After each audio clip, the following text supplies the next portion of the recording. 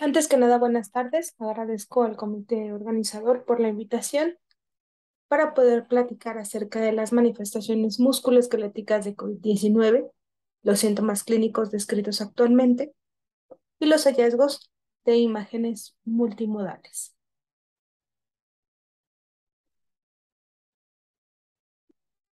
Recordemos, COVID-19 es producida por la infección por el virus de SARS-CoV-2.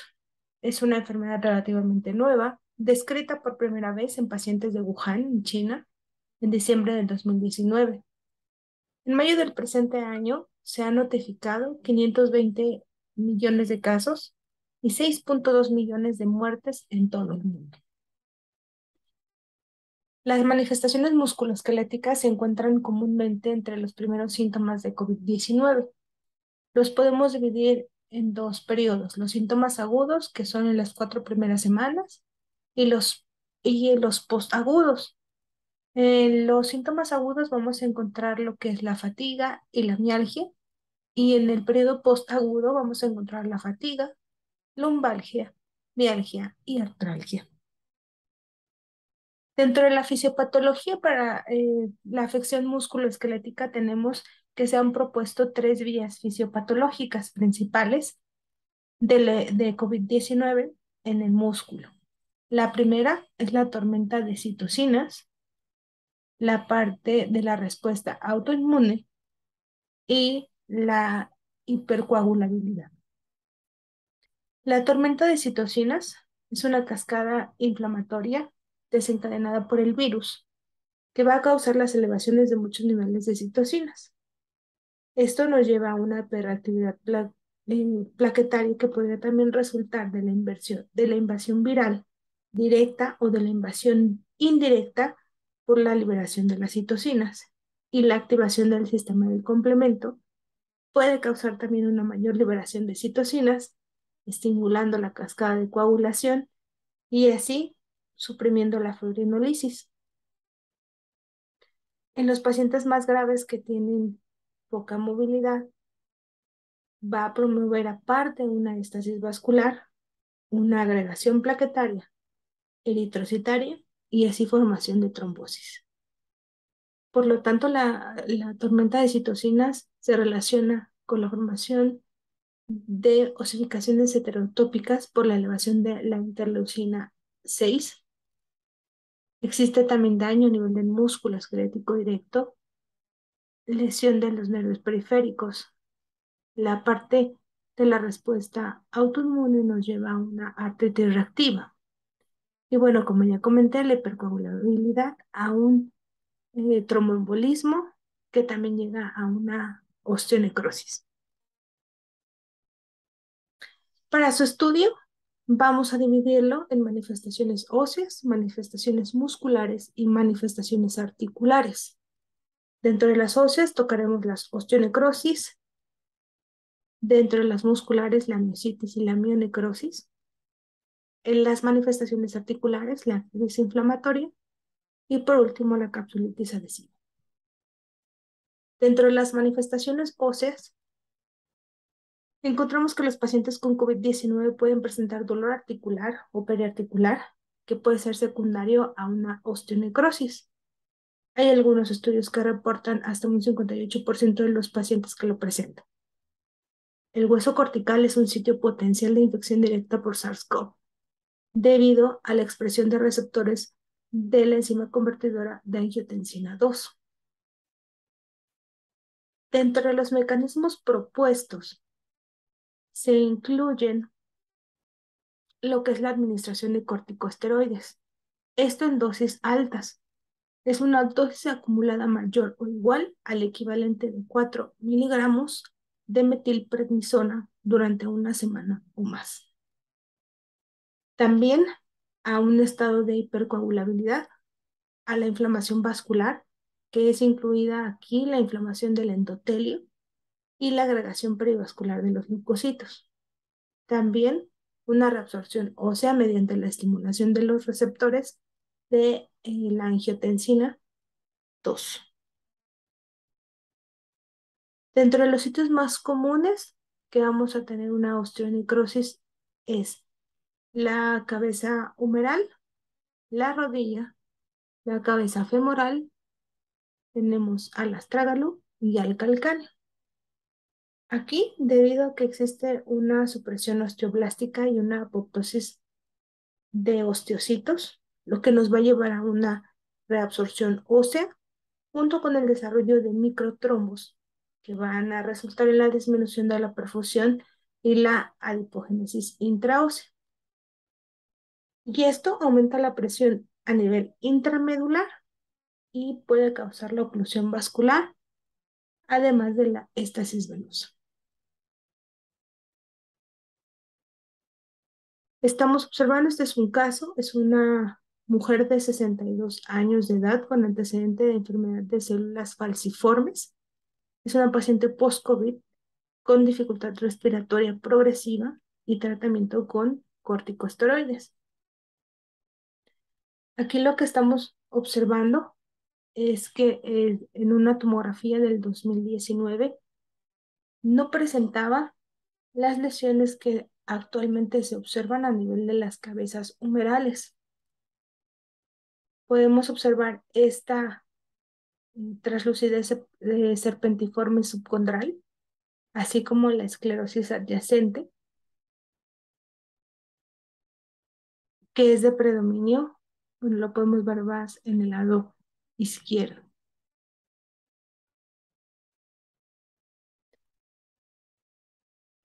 Existe también lo que son los dedos de los pies con COVID. Esto son lesiones similares a los sabañones a nivel clínico, que los sabañones no son más que la inflamación dolorosa de los pequeños vasos sanguíneos a nivel de la piel, que se van a producir en respuesta a la exposición repetida al frío, pero en este caso es secundaria a la exposición a COVID, aunque algunos autores dicen que es de causa desconocida. Sin embargo, se han sugerido causas vasculares e inmunológicas, que incluyen un vasoespasmo, la agregación linfocitaria perivascular, el daño endotelial y los microtrombos de fibrina. Y bueno, esta es una paciente, es una mujer no diabética de 66 años que presentó dedos de pie por COVID. En la primera imagen estamos observando, es una resonancia magnética sagital ponderamente 1 a nivel del segundo dedo del pie derecho, donde estamos observando estas pequeñas áreas multifocales hipointensas. En la imagen inferior es una potencia de entre 2 con supresión grasa, donde estas áreas nos muestran el edema correspondiente a la médula, así como también el edema a nivel de las partes blandas. Aquí lo vamos a observar. Este es un T1 ya con contraste, donde podemos ver áreas de necrosis y el edema periférico.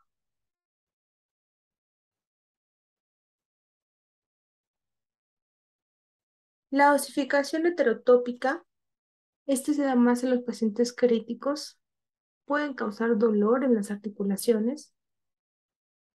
Aquí es principalmente por la elevación de la interleucina 6 y el factor de necrosis tumoral alfa, que estimulan a las células mesenquimales para que liberen más prostaglandina y que se va a asociar al desarrollo de estas osificaciones heterotópicas.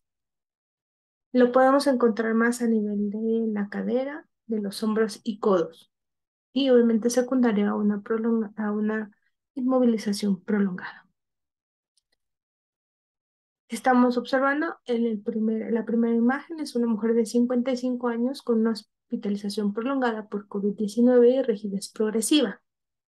Aquí es una imagen de PET-CT fusionada en un corte axial a nivel de la cadera, donde estamos observando estas osificaciones heterotópicas extensas a nivel de la cara posterolateral de ambos acetábulos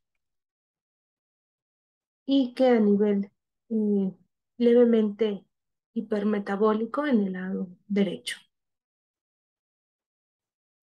El caso en la imagen inferior es un masculino de 54 años con un antecedente de COVID, hospitalizado 6 semanas, que presenta rigidez en el hombro izquierdo y que muestra osificaciones periarticulares de forma bilateral. Asimismo, podemos observar que en el lado derecho existen cuerpos intraarticulares a nivel del receso articular. Y bueno, esta osificación adherida hacia la cavidad glenoidea. Y bueno, también a nivel apical del lado derecho, un neumotórax secundario a la afección pulmonar. Dentro de las manifestaciones musculares, se presentan mialgias y fatiga. La lesión muscular puede asociarse a una insuficiencia orgánica multisistémica. Esto incluye a la mioglobinuria en el contexto de una rhabdomiólisis que puede provocar una insuficiencia renal y la afectación de los músculos respiratorios. Esto empeora la disnea relacionada ya con la insuficiencia respiratoria que de por sí se presenta en los pacientes con COVID. Dentro de las condiciones patológicas musculares relacionadas, las podemos dividir en las mialgias, las miositis, las mionecrosis y la rhabdomiólisis. Las mialgias no inflamatorias van a ser autolimitadas si se tratan de una manera conservadora. Si se llega a realizar un examen, realmente el músculo puede verse o debe de verse normal, sin engrosamiento y sin líquido o sin realces. La miositis, que es la verdadera inflamación del músculo esquelético, va a cursar también con marcadores séricos específicos de músculo que pueden elevarse de una forma transitoria.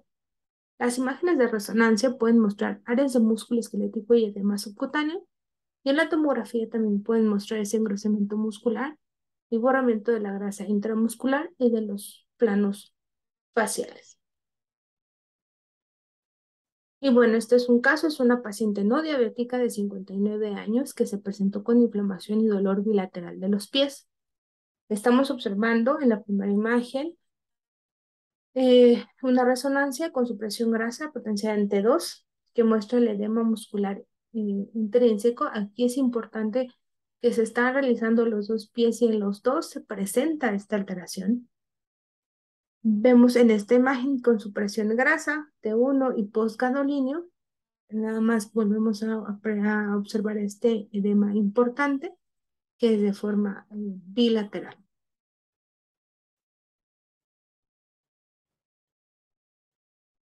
La mionecrosis va a ser mejor valorada por resonancia y tomografía. Existen dos patrones de edema. En el primero, que nos refleja la isquemia muscular potencialmente reversible y la mionecrosis. Aquí los hallazgos en la resonancia son similares a la miositis, solo que vamos a encontrar áreas de edema muscular y facial difuso. Y el tipo 2, que es el resultado del infarto muscular irreversible. La rhabdomiólisis suele ser simétrica, con un predominio proximal de las extremidades inferiores, lo que provoca una debilidad profunda. Y bueno, esto es un masculino de 44 años de edad, con antecedente de dificultad respiratoria aguda por COVID y dolor e inflamación en el hombro y en el brazo del lado derecho. Y aquí estamos observando, es una resonancia axial potencial en T2 con supresión grasa en el área donde se observa un edema muscular subcutáneo, tanto profundo como superficial, y que tras la aplicación de contraste se observa este mismo realce, este edema, y con estas pequeñas áreas dispersas que no presentan realce. Y bueno, esto es secundario a una miositis. Dentro de las manifestaciones articulares, vamos a tener la artritis inflamatoria posterior a COVID. Esta artropatía inflamatoria es aséptica probablemente relacionado con la respuesta inmunitaria del huésped. Se presenta entre 1 a 3 semanas después del inicio de la infección. Se va a observar sinovitis y los síntomas clínicos a menudo responden a los tratamientos utilizados en artropatías inflamatorias. Y aquí una característica es poliarticular. Dentro de los métodos de imagen en resonancia vamos a observar el engrosamiento sinovial, monoarticular o oligoarticular, el edema de las articulaciones afectadas, la tenosinovitis. Y a nivel del ultrasonido vamos a encontrar solo el engrosamiento a nivel sinovial. Este es un caso, una mujer de 53 años que había recuperado ya de COVID 2 semanas antes y presentaba artralgia y edema de forma intermitente. Y estamos observando, es una resonancia en T2 con supresión de grasa a nivel de la palma de la mano, que muestra una artritis oligoarticular de la primera articulación con el edema hacia el igual de las partes blandas. Bueno, esta es una supresión grasa en T1. Y también podemos observar lo que es el edema sinovial de la bursa del flexor, que en la T1 pues vamos a indicar esa, o se puede observar de mejor forma este edema. Y en esta imagen axial ponderada en T1 con supresión grasa post contraste a nivel de la muñeca, podemos observar el realce del segundo compartimento del extensor, de la bursa, del tendón flexor y esta sinovitis activa.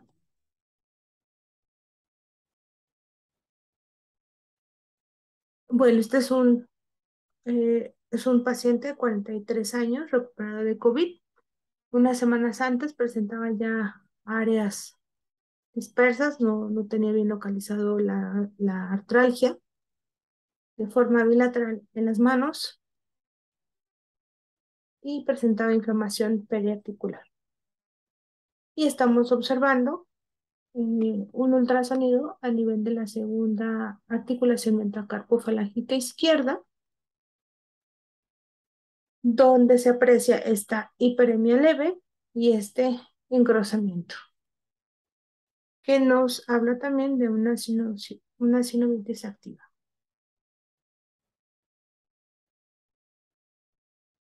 Este es un varón de 55 años con antecedente de COVID-19 2 meses antes y después presenta dolor lumbar y perianal. Aquí tenemos un T1 con supresión grasa, es un T2 y un T1 post contraste. A nivel de la articulación sacroiliaca, podemos observar estas erosiones de forma bilateral, la irregularidad a nivel subcondral, que se hace más evidente en el T2 y tras la administración de medio contraste podemos observar también el edema a nivel medular y estas áreas de erosión. Y esto nos habla de lesiones activas. La capsulitis adhesiva después de un COVID-19 es asintomática o con una leve aparición de síntomas aproximadamente mes y medio a 3 meses después del diagnóstico de COVID. Aquí lo que encontramos es que los fibroblastos y los monocitos van a estar dentro de la membrana sinovial. Hay una desregulación de las citocinas que va a producir inflamación y posterior fibrosis. Y que esto nos lleva a un cambio en el estilo de vida, incluida la disminución de la actividad física, que va a contribuir más a su desarrollo. Y esta es una paciente de 46 años con dolor atraumático en el hombro izquierdo y disminución de los rasgos de movimiento 2 meses después de recuperarse de los síntomas de COVID. Estamos observando una resonancia potenciada en T2 con supresión grasa a nivel del hombro izquierdo donde nos indica este ligamento glenohumeral inferior, edematoso, engrosado y más hacia la inserción humeral. Volvemos a observar este edema del glenohumeral inferior. Además, estamos observando edema a nivel del intervalo del rotador. Aquí podemos observar el engrosamiento del ligamento coracomeral y el edema leve a nivel de la unión miotendinosa del supraespinoso.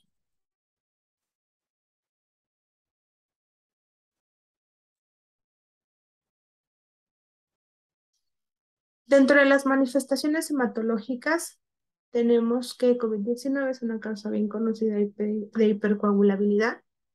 La causa es probablemente multifactorial y representa la disfunción endotelial y la estasis venosa que a menudo ocurre en los pacientes inmóviles hospitalizados. La trombosis venosa profunda se presenta hasta el 25% de los pacientes, que puede llegar a provocar una tromboembolia pulmonar. La trombosis arterial es menos frecuente, hasta en un 2% en los pacientes post-COVID, pero que son en estado crítico. La coagulopatía va a resultar de la hemorragia relacionada con COVID-19, resulta en una hemorragia musculoesquelética espontánea, principalmente en el músculo iliopsoas, en el pectoral mayor y en el recto del abdomen. Cuando los hematomas son muy grandes, pueden llegar a causar un efecto de masa y provocar una neuropatía compresiva. La terapia anticoagulante es el mayor factor de riesgo para desarrollar un hematoma muscular espontáneo. Entonces, bueno, aquí estamos observando a nivel de la pupila que en el lado derecho se opacifica, en el lado izquierdo no se encuentra opacificada. En cortes más inferiores podemos observar que presenta o sea, es una trombosis parcial, ya que todavía presenta pequeño paso de contraste. Sin embargo, el lado izquierdo no se está opacificando y además ya encontramos el edema a nivel de los tejidos blandos.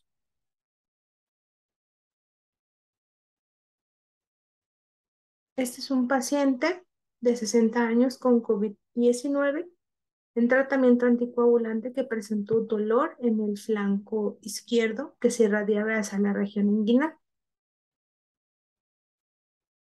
Aquí tenemos una resonancia en T1 con supresión grasa, donde a nivel del iliopsoas estamos observando esta colección heterogénea con un borde hipointenso que simula una pseudocápsula, depósito de hemosiderina y que tras la aplicación, bueno, en el postcontraste, estamos observando este anillo ahora hiperintenso, pero sin realce tan significativo. Este mismo paciente, en un T2 con supresión grasa, se puede observar el edema a nivel del nervio femoral izquierdo y en cortes más inferiores a nivel de los músculos aductores, tanto anterior y el anteromedial, estamos observando el edema muscular. Dentro de las infecciones secundarias, eh, es inusualmente, es de una frecuencia inusual. Sin embargo, se relaciona con abscesos epidurales espinales en un lapso de 3 meses. Los factores de riesgo principalmente son los pacientes diabéticos, y esto es más porque aumenta la tasa de infección por estafilococo aureus. Esta es una paciente de 34 años de edad con diabetes mellitus tipo 1, post-COVID, que presentó lumbalgia, edema y fiebre. Y bueno, estamos observando una colección anecoica con una marcada hiperemia circundante con incremento de lo que son de la forma grasa de los tabiques grasos, en ese patrón empedrado, así como incluso la piel. Este es un varón de 66 años hospitalizado por infección respiratoria por COVID. Desarrolló dolor lumbar que se irradiaba a las extremidades inferiores, además de presentar fiebre. Y estamos viendo un corte sagital de un T1, donde se puede observar esta colección a nivel del canal y también observamos el edema a nivel de los tejidos blandos. Existe lo que es la condición posterior a COVID-19. Se presenta aproximadamente hasta en el 20% de los pacientes en un rango de edad de 20 a 50 años y la OMS en octubre del 2021 la define como la condición posterior a la COVID-19 que ocurre en personas con antecedentes de infección por SARS-CoV-2, probable o confirmada, generalmente 3 meses desde el inicio de COVID-19 con síntomas y que duran por lo menos 2 meses y que no puede ser explicado por un diagnóstico alternativo. Los síntomas pueden aparecer de nuevo después de la recuperación inicial de un episodio agudo de COVID o persistir desde la enfermedad inicial. ¿Y esto qué nos lleva? A que tenemos síntomas como la fatiga, la dificultad para respirar, las artralgias, el dolor y el espasmo muscular y el malestar post-esfuerzo. La miopatía relacionada con COVID-19 de larga evolución nos lleva a una debilidad muscular, a espasmos, a intolerancia al ejercicio y se asocia con una disminución de la masa muscular y de la infiltración grasa. Estos pueden estar asociados con la atrofia por denervación y el descondicionamiento. Este es un masculino de 54 años de edad, hospitalizado por un síndrome de dificultad respiratoria aguda por COVID-19, a quien se le hace un diagnóstico de debilidad y atrofia muscular pélvica global. Al ingreso se le realiza una tomografía de abdomen a nivel de L3 y se realiza la cuantificación del área transversal del músculo esquelético. Aquí, al inicio, nos da 59.3 centímetros cuadrados por metro y posterior a su estancia 4 semanas en la unidad de cuidados intensivos, se le volvió a realizar una tomografía al mismo nivel de L3. Sin embargo, ahora se puede ver una cuantificación muscular de 48.5. Entonces podemos observar esa disminución a nivel del muscular. La disfunción de los músculos respiratorios nos puede afectar al diafragma. Esta disfunción diafragmática se observa hasta en el 76% de los pacientes con COVID-19 y esto contribuye a la disnea posterior a COVID. Hay varios factores que contribuyen a su patogénesis, incluida la sarcopenia, la miopatía por enfermedad crítica y la disfunción inducida por ventilador. Dentro de la excursión diafragmática se tienen dos parámetros para poderlo medir por medio de ultrasonido. Uno de ellos es la excursión diafragmática, que consiste en medir por ultrasonido en modo M la movilidad del diafragma, tanto en inspiración como en expiración. Y el índice delta, que es el engrosamiento diafragmático, que es el porcentaje de engrosamiento del diafragma tanto en inspiración como en expiración. Y esto nos lleva a este caso. Esto es un masculino de 46 años de edad con COVID, con disnea persistente, disfunción del hemidiafragma derecho y función normal del diafragma izquierdo. Aquí se realiza un ultrasonido en el lóbulo espacio intercostal en la fase expiratoria. En la zona de aposición del diafragma mide 0.18 centímetros. en el lado izquierdo mide 0,24 y en la fase inspiratoria se vuelve a medir en la misma zona, mide 0,20 centímetros y en el lado izquierdo se observa una medición de 0,33 centímetros. Aquí la definitoria lo hacemos, se realiza al medir el índice de contractilidad que está bajo, como podemos hacer la comparativa con la gráfica previa, nos da 1,46 centímetros. Y esto nos lleva, todos estos resultados nos lleva a una atrofia, una disfunción del diafragma.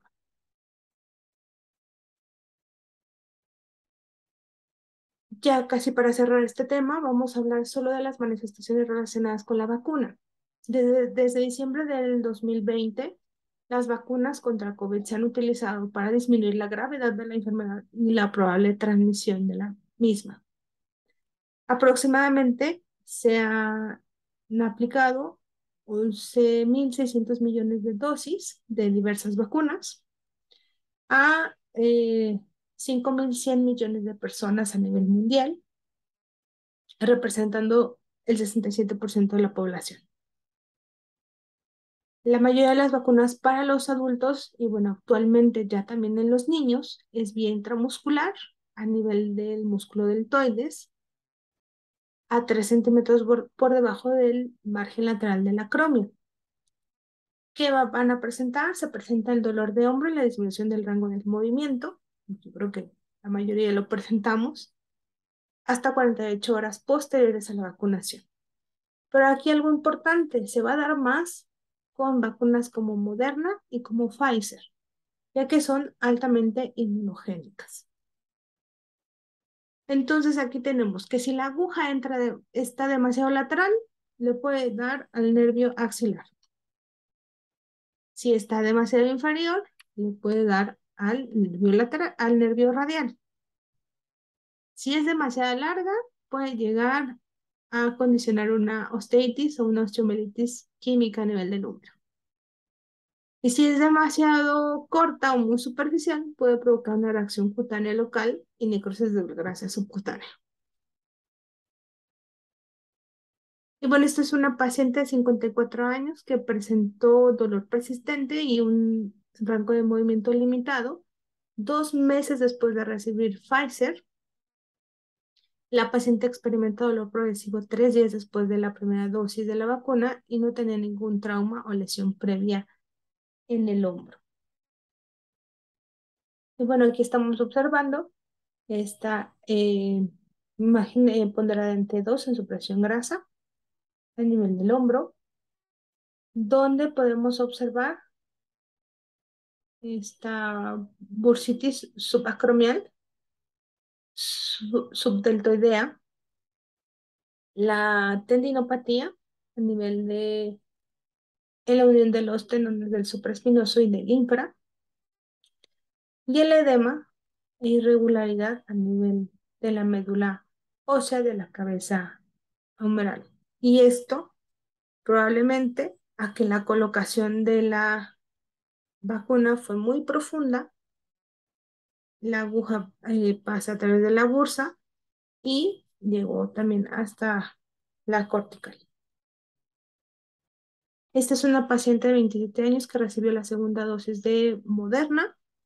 5 semanas antes había presentado dolor y sensibilidad continuos en el sitio de la punción. Y bueno, esta es una resonancia con su presión grasa en T2 a nivel del hombro izquierdo, donde estamos observando edema a nivel del músculo deltoides. E incluso podemos delimitar muy bien este cambio de intensidad de señal. Esto es una miopatía secundaria a esta inyección. Esta es una paciente de 45 años que recibió la primera dosis de Pfizer. 4 días posteriores presenta dolor intenso en el hombro y disminución de los rangos de movilidad. Aquí lo único que se llega a observar son estas adenopatías axilares reactivas e incluso un ganglio supraclavicular. En conclusión, pues COVID-19 es un síndrome clínico producido por la infección por SARS-CoV-2 que tiene muchos efectos en todo el cuerpo, incluido el sistema musculoesquelético. Aún no se determina tanto el impacto de estas manifestaciones musculoesqueléticas en los resultados de pacientes a largo plazo. Sin embargo, vemos que también llegan a ser incapacitantes y que por eso hay que continuar su estudio. Y bueno, que también se han informado complicaciones raras eh, con la colocación de la vacuna. Agradezco mucho su atención.